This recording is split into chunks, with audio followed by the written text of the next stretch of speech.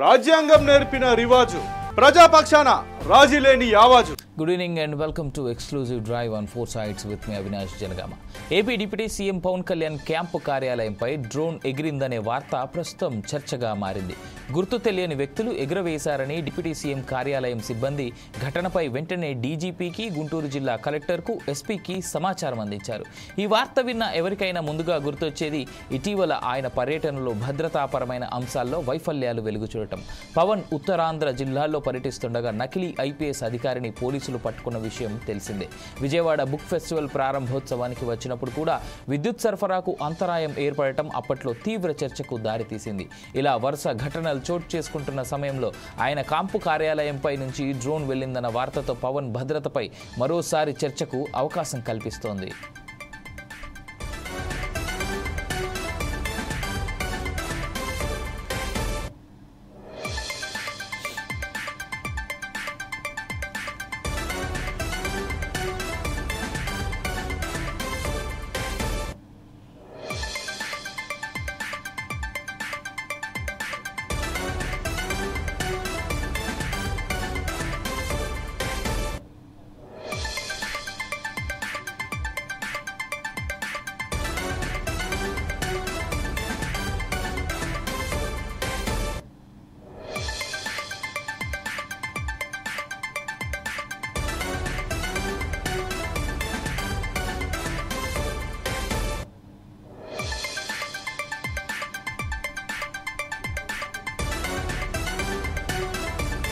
ఇక ఫిర్యాదు అందిన తర్వాత పోలీసులు ఊరుకుంటారా? అందులోనూ డిప్యూటీ సీఎం క్యాంపు కార్యాలయంపై జరిగిన ఘటన వెంటనే స్పందించిన పోలీసులు డ్రోన్ని ఎవరు, ఎక్కడి నుంచి ఆపరేట్ చేశారనే అంశంపై దర్యాప్తు చేపట్టారు. డిప్యూటీ సీఎం క్యాంపు కార్యాలయం జాతీయ రహదారిపై ఉన్న సీసీటీవీ ఫుటేజీలను పరిశీలిస్తూ ఉన్నారు. ఇదంతా పోలీసుల దర్యాప్తులో తేలాల్సిన విషయం. ఈ ఘటనకు సంబంధించి దర్యాప్తును పోలీసులకు వదిలేసి అసలు ఈ ఘటనలు ఎందుకు జరుగుతున్నాయా, దీని వెనుక ఎవరున్నారు, జరుగుతున్న పరిణామాలు డిప్యూటీ సీఎం పవన్ కళ్యాణ్కు భద్రత కరువైందని రుజువు చేసేవిగా ఉంటున్నాయా, దీనికి బాధ్యత ఎవరు వహించాలి అంటే అనేక ప్రశ్నలు తలెత్తుతున్నాయి. అవేమిటంటే, నిజంగా జనసేనాని లక్ష్యంగా ఏదైనా కుట్ర జరుగుతోందా? అదే నిజమైతే ఆయనకు భద్రత కల్పించాల్సిన పోలీసు యంత్రాంగం ఏం చేస్తున్నట్లు? కుట్రను ఛేదించలేకపోతోందా, లేకపోతే కావాలనే నిర్లక్ష్యంగా వ్యవహరిస్తోందా?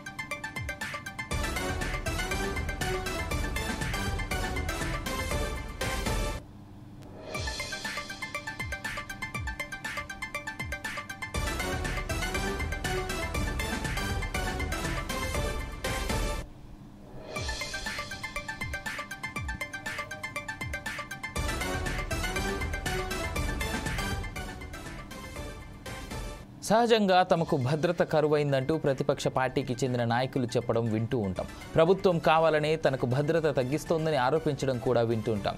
భద్రతా వైఫల్యానికి ప్రభుత్వమే బాధ్యత వహించాలంటూ డిమాండ్ కూడా చేస్తూ ఉంటారు ప్రతిపక్ష పార్టీలకు చెందిన నాయకులు.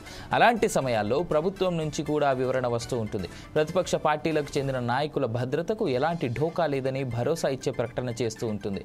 అయితే అందుకు భిన్నంగా ఏపీలో మాత్రం తరచూ ప్రభుత్వ పెద్దల భద్రత అంశమే చర్చకు వస్తుంది. దీన్ని ప్రజలు ఏ విధంగా అర్థం చేసుకోవాలి? ప్రజల భద్రతకు భరోసా కల్పించాల్సిన ప్రభుత్వ పెద్దలే అభద్రతలో పడ్డారా, లేక ప్రభుత్వ పెద్దల్ని టార్గెట్ చేసేంత కుట్ర ఏదైనా జరుగుతోందా? నిజం నిగ్గు తేలాల్సిన సమయం ఇది.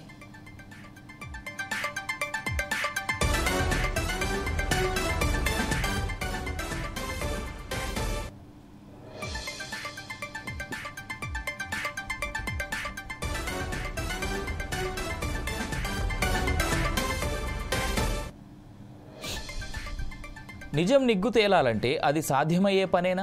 ఎవరికి అనుకూలంగా వాళ్ళు విషయాన్ని మలుచుకునే పరిస్థితి కనిపిస్తోంది. ఆ క్రమంలో ఆలోచన చేసినప్పుడు మన ముందు 2 ప్రధాన ప్రశ్నలు కనిపిస్తాయి.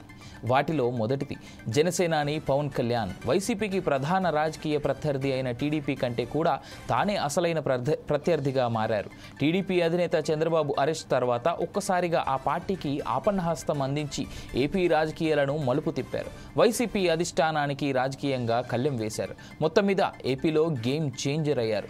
ప్రతిపక్షంలో ఉన్నప్పుడు అధికార వైసీపీ పట్ల అనుసరించిన విధానాన్నే అధికారంలోకి వచ్చిన తర్వాత కూడా అనుసరిస్తున్నారు. కాబట్టి జనసేనానికి భద్రత విషయంలో లోపం అనగానే సహజంగా ఎవరికైనా వైసీపీ వైపు దృష్టి మళ్లుతోంది. రాజకీయ ప్రత్యర్థి పార్టీలు కాబట్టి అలాంటి అనుమానం రావడంలో తప్పులేదు. కానీ ఆ దిశగా దర్యాప్తు జరుగుతుందా అనేదే అసలు ప్రశ్న.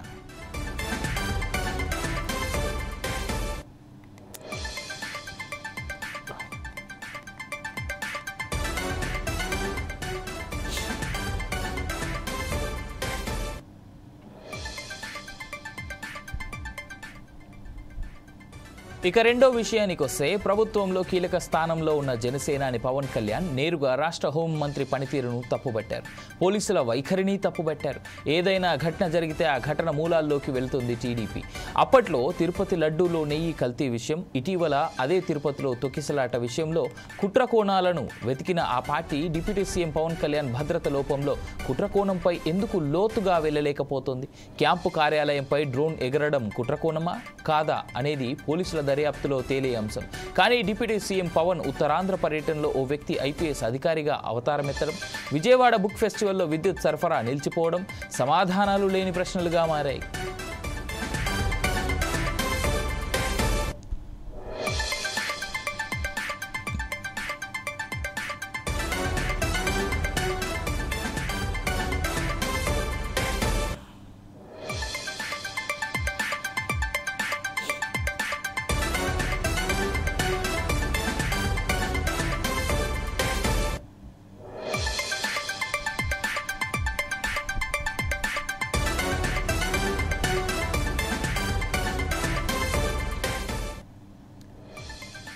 డిప్యూటీ సీఎం క్యాంపు కార్యాలయంపై డ్రోన్ ఎగరడం ఆకతాయి పని కావచ్చు, కుట్రకోణం కావచ్చు. పోలీసుల విచారణలో తేలాల్సిన ఈ అంశాన్ని పక్కన పెట్టి ఉత్తరాంధ్ర పర్యటనలో నకిలీ ఐపీఎస్ అధికారి, విజయవాడ కార్యక్రమంలో విద్యుత్ సరఫరా నిలిచిపోవడం ఖచ్చితంగా భద్రతా లోపానికి సంబంధించిన అంశాలుగానే పరిగణించాల్సి ఉంటుంది.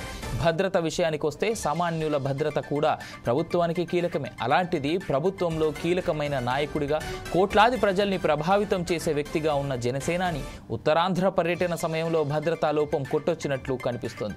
డిప్యూటీ సీఎం హోదాలో, అందులోనూ అత్యంత ప్రభావం కలిగిన నాయకుడిగా ఉండి మావోయిస్టు ప్రాబల్యం కలిగిన ఉత్తరాంధ్ర ఏజెన్సీ ఏరియాలో పర్యటనకు వెళితే ఎవరూ గుర్తించని వ్యక్తి ఐపీఎస్ అధికారిగా పోలీసుల వలయాన్ని దాటుకొని, రాజకీయ వ్యవస్థను దాటుకొని పోలీసుల సిబ్బందితోనే గంటల తరబడి ఉండటం అంటే భద్రతా వైఫల్యం కాదా?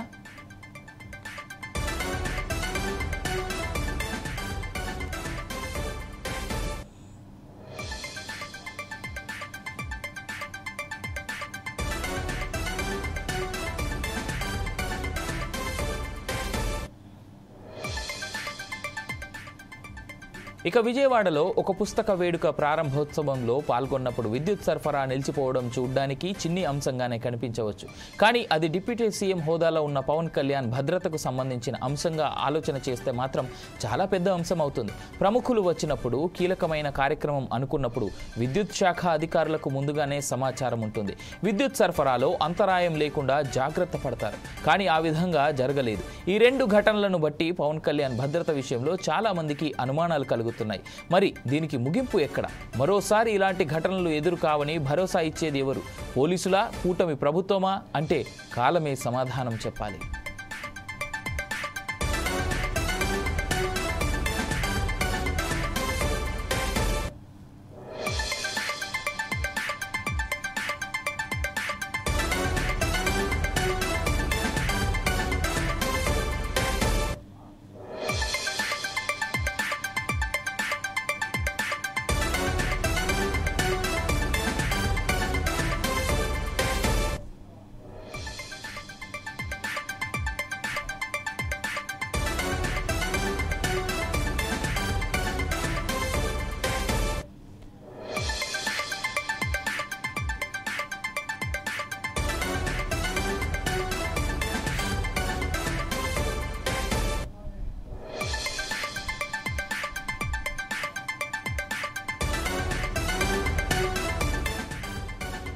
డిప్యూటీ సీఎం పదవి కేవలం అలంకారప్రాయమే అయినట్టుగా అనిపించిన ఆయన ఒక మంత్రి, అదేవిధంగా చాలా చరిష్మా కలిగినటువంటి ఒక నాయకుడు. వాస్తవానికి చెప్పాలంటే చంద్రబాబు నాయుడు అరెస్ట్ అయి రాజమండ్రి సెంట్రల్ జైల్లో ఉన్నప్పుడు మేము కూటమిగా జత కడుతున్నామని చెప్పేసి పవన్ కళ్యాణ్ గనక చెప్పకపోయి ఉన్నట్టయితే, ఈ కూటమి నిజంగా ఏర్పడకపోయి ఉన్నట్టయితే వాస్తవానికి ఈనాడుకు ఇంకా వైఎస్ఆర్సీపీ పార్టీ జగన్మోహన్ రెడ్డి సీఎంగా ఉండేవారేమో, ఏమో తెలియదు.